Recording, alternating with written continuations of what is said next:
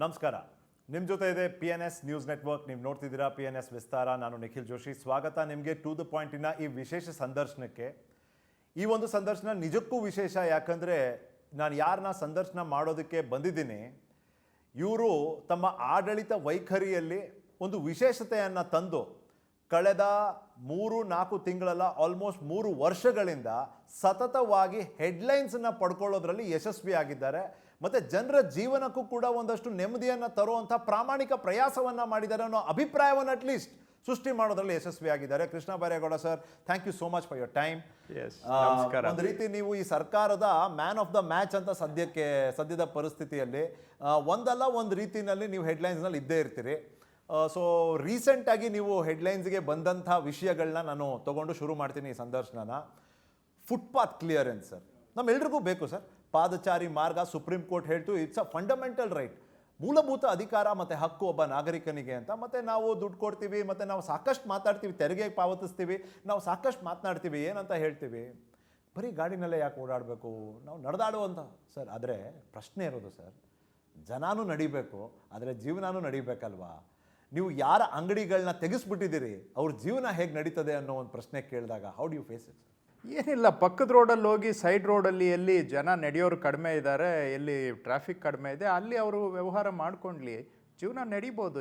ಏನು ಜೀವನಕ್ಕೆ ನಾವು ಯಾರ್ದು ಅಡ್ಡಿ ಮಾಡ್ತಾ ಇಲ್ಲ. ಮೇನ್ ರೋಡ್ಸನ್ನು ನಾವು ಪಾದಚಾರಿಗಳಿಗೆ ಆದ್ಯತೆ ಕೊಡ್ತಾ ಇದ್ದೇವೆ. ನಾವು ಟಾರ್ಗೆಟ್ ಮಾಡ್ತಾ ಇರೋದು 1,500 ಕಿಲೋಮೀಟರ್ ಅಷ್ಟೇ. ಬೆಂಗಳೂರಲ್ಲಿ 18,000 ಕಿಲೋಮೀಟ್ರ್ ರೋಡ್ ಇದೆ. ಸೊ 10% ಕೂಡ ನಾನು ಟೋಟಲ್ ರೋಡಲ್ಲಿ ಟಾರ್ಗೆಟ್ ಮಾಡ್ತಾ ಇಲ್ಲ. ಸೊ 90% ಅವರಿಗೆ ಮುಕ್ತ ಅವಕಾಶ ಕೊಟ್ಟಿದ್ದೇವೆ. ಅಲ್ಲಿ ಹೋಗಿ ಆಲ್ಟರ್ನೇಟಲ್ಲಿ ಜೀವನ ಮಾಡ್ಕೊಂಡ್ಲಿ. ನಾನು ಜೀವನ ಮಾಡಬೇಕು ಅಂತ ನಿಮಗೆ ತೊಂದರೆ ಮಾಡೋ ಹಕ್ಕು ನನಗಿದೆಯಾ? ನಾನು ಜೀವನ ಮಾಡಬೇಕು, ನಿಮ್ಮ ಜೀವನದ ಕಾಸ್ಟಲ್ಲಿ ಮಾಡಬೇಕಾ? ನಾನು 1000 ಜನ ಸತ್ತಿದ್ದಾರೆ 3 ವರ್ಷದಲ್ಲಿ. ಪೆಡೆಸ್ಟ್ರಿಯನ್ಸು ಎಲ್ಲ ರೋಡ್ಗೆ ಬಂದು ರೋಡಲ್ಲಿ ಆಕ್ಸಿಡೆಂಟ್ ಆಗಿ ಸತ್ತಿದ್ದಾರೆ. ಆ ಸತ್ತವರ ಫ್ಯಾಮಿಲಿಗೆ ನೀವೇನು ಹೇಳ್ತೀರಾ ಹೇಳಿ ಸ್ವಲ್ಪ? ಸತ್ರು ಪರವಾಗಿಲ್ಲ, ನನ್ನ ಜೀವನ ನಡಿಬೇಕಾ? 6,000 ಜನಕ್ಕೆ ಗಾಯಗಳಾಗಿದೆ, ಕೆಲವರು ಪರ್ಮನೆಂಟ್ಲಿ ಹಾಸಿಗೆ ಹಿಡ್ದಿದ್ದಾರೆ. ಅವ್ರಿಗೇನು ಹೇಳ್ತೀರಾ? ಕೆಲವರು ತಲೆಗೆ ಪೆಟ್ಟು ಬಿದ್ದು ಮಲ್ಕೊಂಡವರು ಬುದ್ಧಿಭ್ರಮಣೆ ಆಗಿದೆ, ಅವ್ರಿಗೆ ಏನು ಹೇಳ್ತೀರಾ ನೀವು? ನಾನೇನು ಹೇಳ್ತಾ ಇದ್ದೀನಿ, ಮೇನ್ ರೋಡ್ ಬಿಟ್ಟು ಬೇರೆ ಕಡೆ ಜೀವನ ಮಾಡ್ಕೊಳ್ಳಿಯಪ್ಪ. ನಾವು ನಿಮ್ಮ ಜೊತೆಗಿದ್ದೀವಿ, ದುಡಿಯೋ ವರ್ಗದ ಪರವಾಗಿದ್ದೀವಿ. ನಾವು ಕೂಡ ಬೆವರು ಸುರಿಸೋರ ಪರವಾಗಿದ್ದೀವಿ, ಶ್ರಮಿಕ ವರ್ಗದ ಪರವಾಗಿದ್ದೇವೆ. ಹಾಗಂತೇಳಿ ನಾನು ಜೀವನ ಮಾಡಬೇಕು, ಆದರೆ ನಿಮ್ಮ ಜೀವನದ ಬೆಲೆ ಕೊಟ್ಟು ನಾನು ಜೀವನ ಮಾಡಬೇಕು ಅಂದರೆ ಇದು ಸಾಮಾಜಿಕ ನ್ಯಾಯನೂ ಅಲ್ಲ, ಕಾನ್ಸ್ಟಿಟ್ಯೂಷನಲ್ ವ್ಯಾಲ್ಯೂನೂ ಅಲ್ಲ, ಏನೂ ಅಲ್ಲ. ಸುಪ್ರೀಂ ಕೋರ್ಟ್ ಹೇಳಿದೆ. ಸೊ ನೀವು ಹೇಳಿದ್ದನ್ನು ಸ್ವಲ್ಪ ಸುಪ್ರೀಂ ಕೋರ್ಟ್ಗೂ ಹೇಳಿ. ನೀವೆಲ್ಲ ಡೈಲಿ ನೀವೇ ಕೋರ್ಟ್ ನಡೆಸ್ತಾ ಇರ್ತೀರಲ್ಲ ಮೀಡಿಯಾದಲ್ಲಿ. ಸುಪ್ರೀಂ ಕೋರ್ಟ್ಗೂ ಹಂಗೆ ಜಡ್ಜ್ಮೆಂಟ್ ಒಂದು ಪಾಸ್ ಮಾಡಿ, ನೀವೂ ಕೂಡ ಸುಪ್ರೀಂ ಕೋರ್ಟ್ಗೆ ಹೇಳಿಬಿಟ್ಟು ಇದು ಫಂಡಮೆಂಟಲ್ ರೈಟ್ ಅಲ್ಲ, ಇಲ್ಲಿ ಯಾರು ಬೇಕಾದರೂ ಫುಟ್ಪಾತನ್ನು ಎನ್ಕ್ರೋಚ್ ಮಾಡ್ಬೋದು ಅಂತ. ಹಾಗೂ 2ನೇ ಪಾಯಿಂಟು, ನಾವು ತೆರವು ಮಾಡಿರೋದು ಒಂದು 2,000 ಈ ತರಹ ಪೆಟಿ ಶಾಪ್ಸು ಫುಟ್ಪಾತ್ ಮೇಲೆ ಇದ್ದವರು. ಆದರೆ 2,000 ಈ ಥರ ವ್ಯಾಪಾರಸ್ಥರಾದರೆ 10,000 ಬೇರೆ ಬೇರೆ ರೀತಿಯ ಎನ್ಕ್ರೋಚ್ಮೆಂಟ್ಸ್.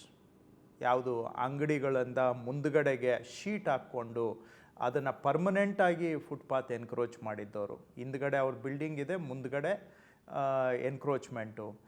ಆಮೇಲೆ ಫುಟ್ಪಾತ್ ಮೇಲೆ ಸ್ಟೆಪ್ಸ್ ಇಟ್ಕೊಂಡು ರ್ಯಾಂಪ್ ಮಾಡಿಕೊಂಡು ಜನ ಓಡಾಡೋದಕ್ಕೆ ಆಗದಂಗೆ ಮಾಡಿದ್ದಂತಹ ಎನ್ಕ್ರೋಚ್ಮೆಂಟ್ಸು.